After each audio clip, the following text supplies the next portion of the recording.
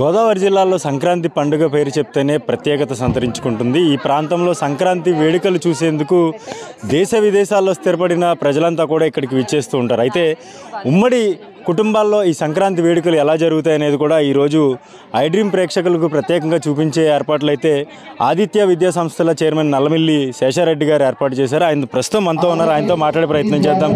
Sir నమస్కారం. మీరు చాలా వినూత్నంగా ఈరోజు ఈ కార్యక్రమం చేపట్టారు.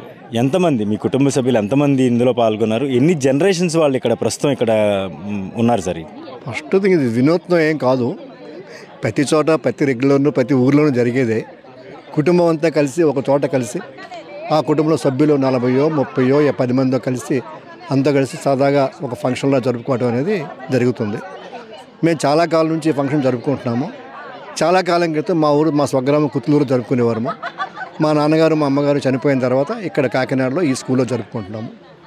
ఇక్కడ మనకు ఉన్నటువంటి మా బంధువులు, మా సిస్టర్స్ ముగ్గురు, మా బావగారులు, ముఖ్య ఆత్మీయ ఫ్రెండ్స్ వాళ్ళందరూ కలిపి ఇక్కడ రావటం. ఇక్కడ అన్ని రకాల గేమ్స్, కాంపిటీషన్స్, స్పోర్ట్స్, భోగి మంటలు, అలాగే ఏంటది భోగి పళ్ళు వేయటం అన్నీ జరుగుతూ ఉంటుంది. సో ఆ విధంగా అందరూ కలిసి కాసేపు అన్ని విషయాలు మర్చిపోయి ఆనందం గడపడం కోసం ఈ యొక్క సంక్రాంతి జరుపుకుంటున్నాము. సో ఇందులో నా యొక్క బావగారులు, ముగ్గురు బావగారులు, అలాగే మా వియ్యంకులు, వాళ్ళ పిల్లలు అందరూ కూడా వచ్చి పార్టిసిపేట్ చేస్తూ అన్ని రకాల కాంపిటీషన్లు జరుపుకోవడం జరుగుతుంది. మేడం మీరు చెప్పండి, చిన్నపిల్లలకి ఆశీర్వాదంగా కావచ్చు, పెద్దలకి కృతజ్ఞతాభావంగా కావచ్చు, రైతుల పండుగగా కూడా దీన్ని రకరకాలుగా చేసుకుంటూ ఉంటారు ఈ పండుగని.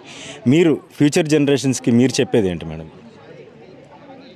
ఫ్యూచర్ జనరేషన్స్కి మేము చెప్పేది, మన కల్చరు మారిపోతున్న ఈ యుగంలో మళ్ళీ పాత పద్ధతులు, అమ్మమ్మ, తాతమ్మ, నాన్నమ్మలు వాళ్ళతో స్పెండ్ చేయడం, హ్యాపీనెస్ షేర్ చేసుకోవడం అనేది ఈ జనరేషన్కి కావాలి. కాబట్టి మేము ప్రతి సంవత్సరం ఈ ప్రోగ్రామ్ అరేంజ్ చేసుకుంటాం.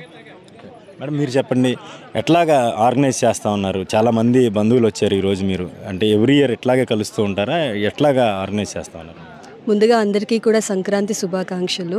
ప్రతి ఇయర్ ఏంటంటే ఇక్కడ లక్ష్య స్కూల్లో అందరం కూడా కలిసి ఈ సెలబ్రేషన్స్ అనేది చేసుకుంటాము. ఎందుకంటే భోగి రోజు భోగి భాగ్యాలతో, అలాగే సంక్రాంతి రోజు సిరి సంపదలతో, కనుమ రోజు కుటుంబం అందరం కూడా కలిసి ఉండాలనే సిద్ధాంతాన్ని అందరం కూడా నమ్ముతాము. అందుకు మొత్తం ఫ్యామిలీ మెంబర్స్ అందరం వచ్చి కూడా హ్యాపీగా ఈ పండుగని ఇక్కడ సెలబ్రేట్ చేసుకుంటూ ఉంటాము.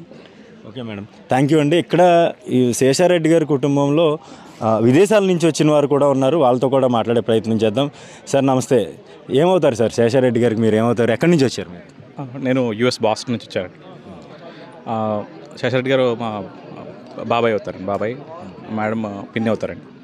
ఎట్లా ఎంజాయ్ చేస్తూ ఉన్నారు పండుగ ఫెస్టివల్? అన్ని ట్రెడిషన్స్ని చూస్తూ అన్ని ట్రెడిషనల్ ఫుడ్స్ ఎంజాయింగ్ ఇట్. చాలా బాగుందండి. మేడం మీరు చెప్పండి, ఎట్లాగా ఉంది ఇక్కడ సిచ్యువేషన్, ఎట్లా అనిపిస్తుంది మీకు? ఇక్కడ నేచర్ మెయిన్, గోదావరి జిల్లాల పేరు చెప్తే ప్రత్యేకమైన కల్చర్ ఉంటుంది, నేచర్ కూడా ఉంటుంది. ఎట్లాగా ఎంజాయ్ చేస్తారు? చాలా బాగున్నాయండి. మేము మిస్ అయ్యేవన్నీ ఇక్కడ ఎంజాయ్ చేస్తున్నాము. భోగి మంటలు, భోగి పళ్ళు, గొబ్బెమ్మలు, పిల్లలకి అన్ని టేస్ట్ చేస్తున్నారు. చెరుకు గడ్డల నుంచి, కొబ్బరి బొండాల నుంచి అన్నీను. చాలా ఫన్గా ఉంది, చాలా బాగుంది. కోడి పందాలు, డేంజరస్గా లేని కోడి పందాలు, అందరికీ సరదాగా ఉండే కోడి పందాలు కూడా జరిగాయి, చాలా బాగున్నాయి.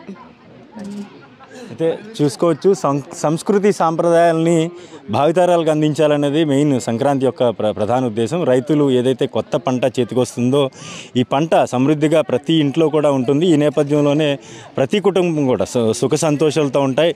ఈ సుఖ సంతోషాన్ని పలువురితో పంచుకునేందుకు, కుటుంబ సభ్యులతో పాటు ప్రతి స్నేహితులు, బంధువులతో కూడా పంచుకునేందుకు ఇక్కడ సంక్రాంతి పెద్ద ఎత్తున గోదావరి జిల్లాలో చేస్తూ ఉంటారు. అయితే ఇప్పుడు మనం చూసుకోవచ్చు, శేషారెడ్డి గారి బంధువులు ఎవరైతే ఉన్నారో వాళ్ళంతా కూడా ఒకే వేదికపైకి చేరుకుని ఇక్కడ సంక్రాంతి ఫెస్టివల్ని నిర్వహించుకున్న పరిస్థితి. వాళ్ళ బంధువులు మరింత మంది ఉన్నారు, వాళ్ళతో కూడా మాట్లాడే ప్రయత్నం చేద్దాం.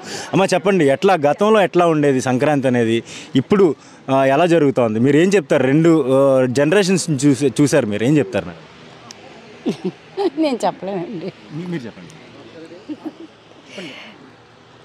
ఇటు మా అమ్మమ్మ కాలం నాటప్పుడు వీధిలో అంతా భోగి మంటలేసి మైకులు పెట్టి అది చాలా బాగా జరిగేది.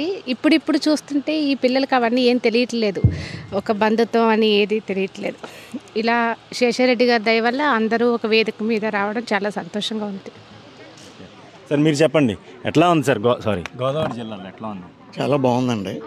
గతానికి ఇప్పటికి గత 30 years బ్యాక్ అయితే చాలా బాగా చేసుకునేవాళ్ళు అండి. ఈ మధ్యకాలంలో పిల్లలకి ఈ భోగి పండుగ, ఈ పండుగలు, గోగమంటలు, ఏమీ తెలియట్లేదండి. ఇప్పుడు మన శేషారెడ్డి గారు ఇవన్నీ చేయించి, ఈ ఆటలన్నీ ఆడించి, ఈ ఫంక్షన్ చాలా బాగా చేయించి ఇప్పుడు ఎదిగి కొత్త తరానికి ఇవన్నీ బాగా తెలియజేస్తున్నారు. ఓకే. అయితే ఒకటే లక్ష్యం ఏదైతే ఉందో, మన సంస్కృతి సాంప్రదాయాలను భవిష్యత్ తరాలకి అందించాలి. అదేవిధంగా ఈ పండుగ, పెద్ద పండుగ అనేది సంక్రాంతి పండుగ ఏ విధంగా నిర్వహించుకుంటారు, భోగి మంటల వెచ్చదనం నుంచి కూడా చివరాఖరి రోజు, కనుమ రోజు ఏదైతే కుటుంబ సభ్యులంతా కూడా ఒక చోటకి చేరుకుని అక్కడ సహపంతి భోజనాలు ఏమైతే చేస్తారో ఆ ఏర్పాట్లు కూడా ఇక్కడ పూర్తి స్థాయిలో మొదటి రోజు నుంచి చివరి రోజు వరకు జరిగే ప్రతి క్రతువును కూడా ఈ సంక్రాంతి వేడుకల్లో చూపించే ఏర్పాట్లు అయితే ఆదిత్య విద్యా సంస్థల అధినేత శేషారెడ్డి గారు చేశారు.